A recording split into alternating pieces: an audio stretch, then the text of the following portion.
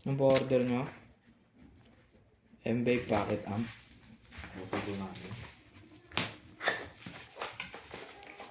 Meron siyang Type-C cable at manual. 3 sets.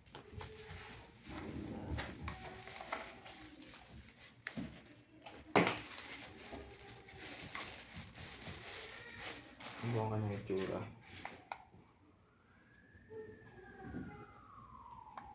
Oh, volume. Volume down, volume up. Tingnan po natin kung nag-charge.